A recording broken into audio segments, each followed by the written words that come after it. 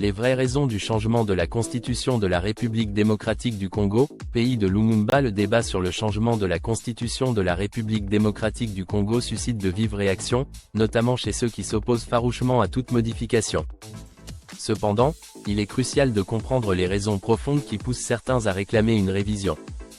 La Constitution de 2006, rédigée dans un contexte de sortie de guerre, présente des failles qui méritent d'être examinées. Voici quelques arguments qui justifient la nécessité de changer cette loi fondamentale. Premièrement, l'article 51 de la Constitution est un point central de cette discussion. Cet article impose à l'État congolais le devoir de promouvoir la coexistence pacifique des groupes ethniques et la protection des minorités et des groupes vulnérables. Si ce principe semble a priori noble, il est important de se demander d'où provient cette notion de « groupe vulnérable » et de « minorité » dans un pays où existent plus de 450 ethnies. En réalité, cet article semble avoir été utilisé comme un prétexte pour créer des divisions ethniques, notamment avec l'émergence du groupe Banyamulenge, une communauté perçue comme Tutsi rwandais, mais présentée comme une minorité congolaise. Cela soulève des interrogations sur l'influence extérieure, particulièrement celle des Rwandais et des Occidentaux, dans la rédaction de cette constitution.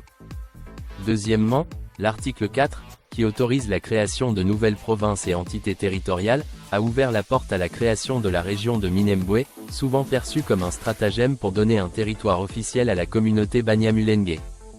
Cette situation a exacerbé les tensions dans l'est de la République démocratique du Congo, alimentant les conflits et renforçant l'idée que cette constitution favorise certains groupes au détriment de la souveraineté nationale. Enfin, l'article 217 autorise la République démocratique du Congo à conclure des accords internationaux pouvant impliquer une perte partielle de souveraineté.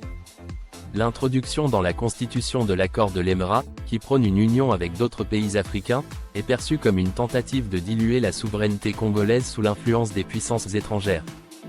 Ces éléments montrent que la constitution de 2006, rédigée dans un contexte de compromis politique et sous l'influence étrangère, contient des clauses qui menacent l'intégrité territoriale et la souveraineté de la République démocratique du Congo. Ceux qui s'opposent au changement de cette constitution sans en comprendre les enjeux sous-jacents ne réalisent pas les pièges qu'elle comporte pour la gestion du pays, en particulier dans l'Est. En conclusion, changer la constitution de la République démocratique du Congo ne vise pas simplement à réformer la gestion du pays, mais à corriger des déséquilibres introduits par des influences extérieures et des groupes d'intérêt. C'est une démarche nécessaire pour réaffirmer la souveraineté et l'unité du peuple congolais. Partagez nos vidéos et abonnez à notre chaîne, Jeunesse congolaise au travail, JCT Magazine TV.